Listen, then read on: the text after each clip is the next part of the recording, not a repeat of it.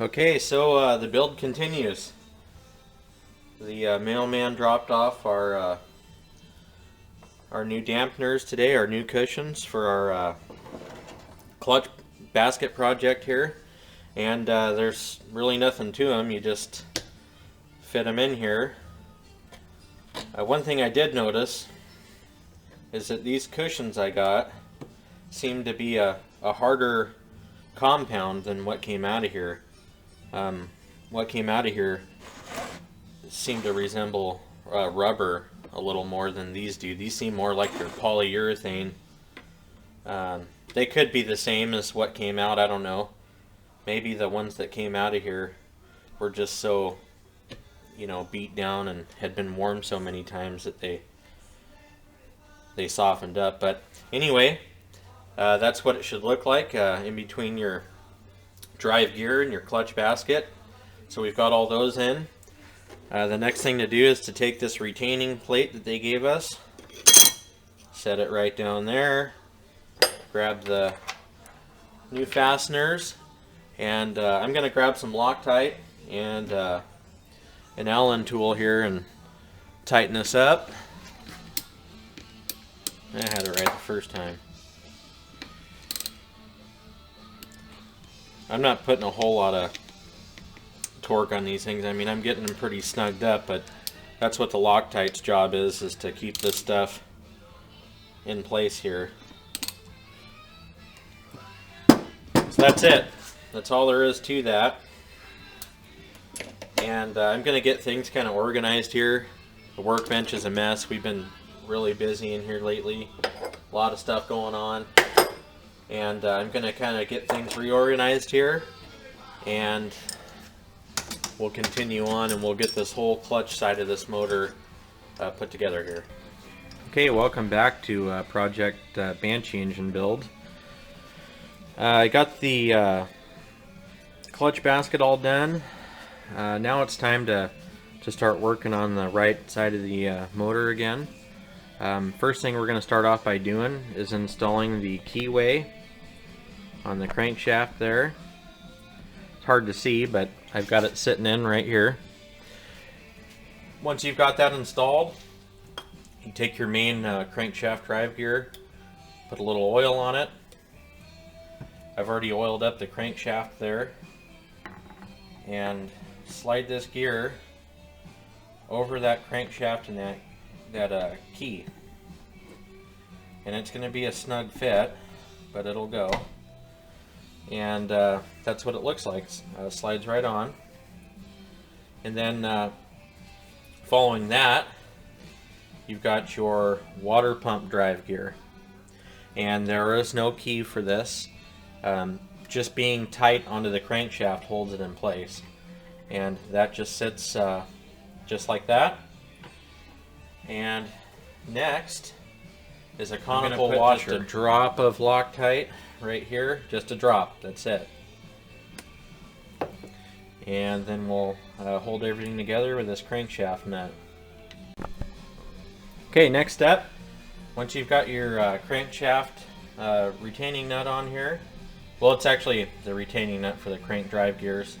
You're going to take your spacer here, that's for your clutch basket, oil it up, which I've already done, and it's going to slide right on there. Next will be the clutch basket itself. This guy is going to line right up just like this. You might have to wiggle it a little bit to get it in there, or a lot of it. There it goes. This is an important one not to forget. This washer here. Like I said, I pre-oiled this stuff, so it's kind of sticking to the inner hub there. And then once you've got that washer in, you follow that with your inner hub. You've got a locking washer here. There's a space right here in the inner basket for that. The inner clutch hub is what it's called. Sorry about that. And that's followed with this nut here, and that keeps everything where it should be. So I'll torque this here in a little bit. The next thing I'm going to install is your kickstart. This is the kickstart gear. On the end of it, I'm going to put a little bit of transmission oil there. There's a space in this case. Let me lower the camera down so you can see this.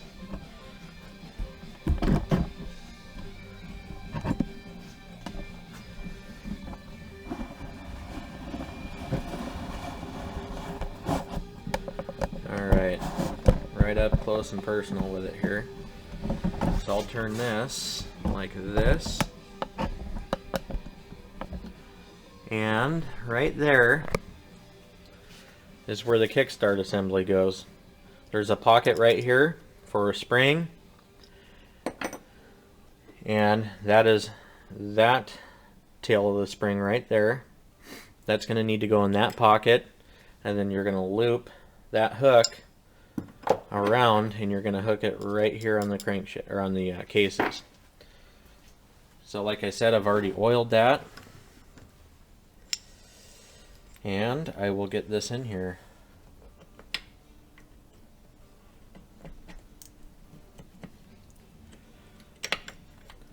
So that needs to sit like that, and then you're going to wrap the spring around here with a pair of pliers. Surprisingly, dikes work great for this. That spring is way too hard to cut through it with a set of dikes, but a set of dikes is going to grip it like nothing else would, and that just sits just like that. And that's all there is to it. The kickstart's in. It should not be engaged at this point. You see how I can spin the kickstart idler gear and have no action on your kickstart gear. That's what you want. So on this side of the engine, that's basically it for all the gears. You know, in putting a billet basket in here, one of the bigger advantages of going to a billet aftermarket basket is you'll notice the slots there on these fingers. Those are big oiling slots, and I'll bring the stock basket in here. See, there's just no oiling slots cut in the stock basket here, and I mean, going to an aftermarket one and just the fact that these are opened up like this is going to give your clutch so much more life. You know, these clutches like their oil like a sailor likes his rum, and you're going to get plenty of oil coming in through all of these fingers here, and then you've got all the exposure right here. That's going to prolong the life of this clutch, probably double, triple of what it would have been before. So anyway, I just thought that was kind of an interesting side deal there. Next in line is going to be on top of the case over there. We're going to get ready to put all the clutch pressure plate together and all that good stuff. But you need to put this clutch actuator in first. And I will lift the camera here, raise it up so you can see better.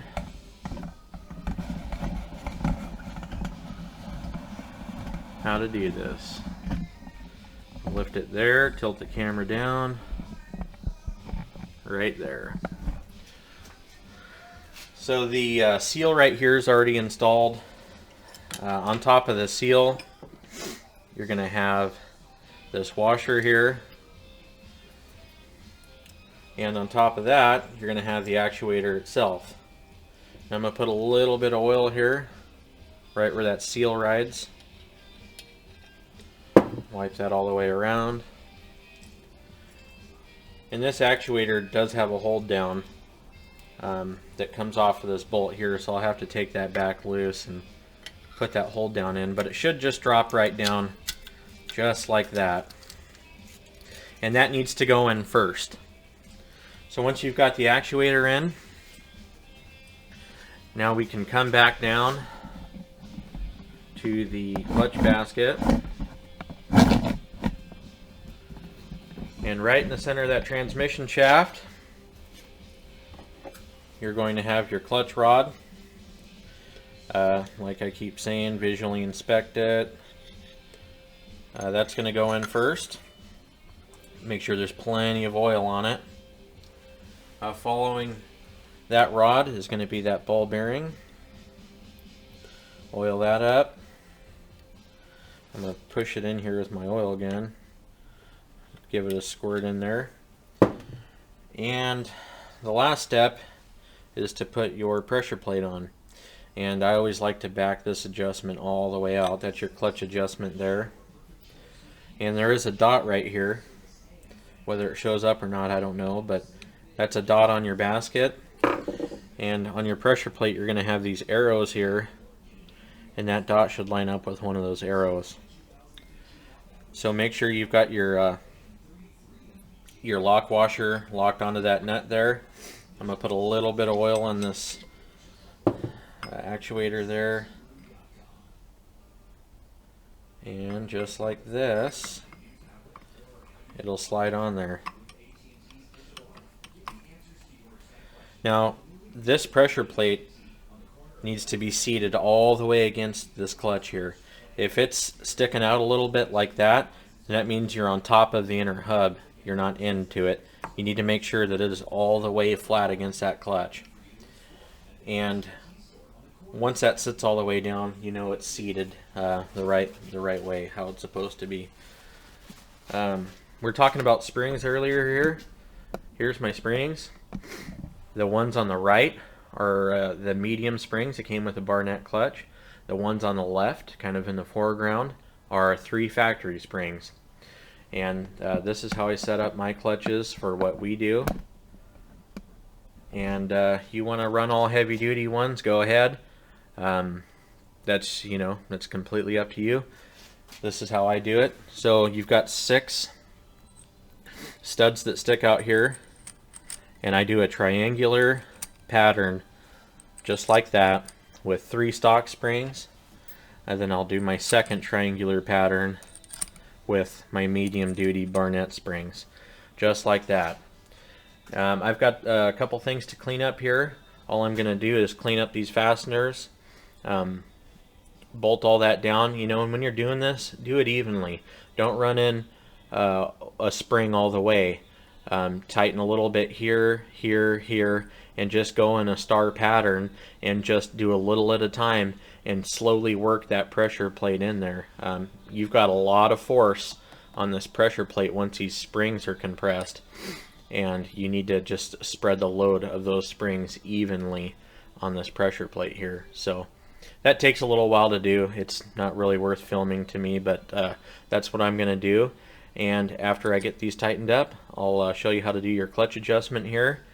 And at that point, we'll be able to put the cover on and we'll be done with this side. Okay, so I took a paint marker, and what I did is I put a little paint on the tip of this clutch actuator here, and I put some paint on this arrow here. There's actually an arrow casted into the case, and the purpose of this is to create your setup for your clutch. All you're going to need to set up your clutch is a Phillips screwdriver here, and that's going to go on the end of that that push mechanism that we installed. The one I said to back all the way off. And so what you're going to do is you're going to line these 2 arrows up, and I'm going to start turning this screw on the end of the clutch pusher here, and you're going to see that actuator start to come in. There we go. Now it's moving, and that's from turning that screwdriver. And what you want to do is sight these arrows in the best you can, and to me that looks pretty close right there, and that's in proper adjustment right now. This is a normal maintenance thing you need to do, is take this cover off and adjust your clutch. This is how to do it. So that just shows right there that you're in perfect adjustment. So I'll bring the camera around here.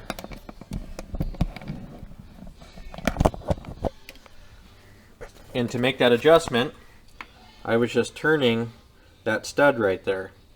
Now you'll notice there's a nut on there too. That doesn't have anything to do with adjusting the clutch. All that's going to do is lock your adjustment in place. So I've got this screw right here exactly where I want it, and what I'm going to do is hold it with my screwdriver and tighten that nut to lock my adjustment in. The nut's a 12 millimeter there. And that's basically all there is to it. I've got all my fasteners here holding my springs down. Those are all tightened up.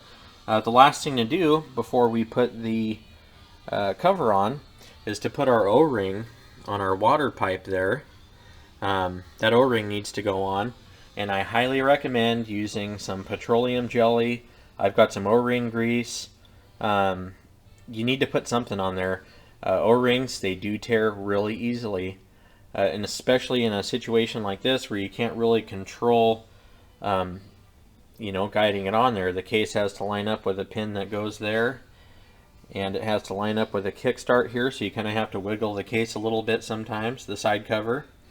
And when you lube up that O-ring, the chances of you tearing it are pretty slim, so make sure you grease that O-ring up really good. There should also be a metal snap ring.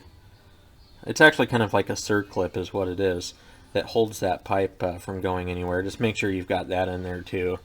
There's no real reason to take that tube out for any reason, so I just left it in there, and I knew that the ring was still there, but I did pull the O-ring off when I was cleaning this, because I had some brake clean in here, and if you get brake clean on an O-ring, it'll ruin it. It'll make it all expand and do weird shit, so always make sure to keep that brake clean away from your rubber stuff, because that brake clean messes with that rubber. But anyway, this side's all pretty much buttoned up. Like I said, I'll tighten my adjustment down and put the O-ring on, and I'll put the side cover on.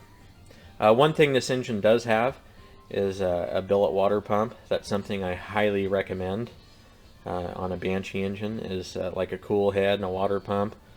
The cooling on these things leaves a little something to be desired from the factory, and that water pump's just something you can do while you're in here. You might as well. You know, and you shouldn't have any worries having a good water pump and a good cool head on here. So anyway, I'm gonna get back to work on this, and I'll check in when I get it to the other side.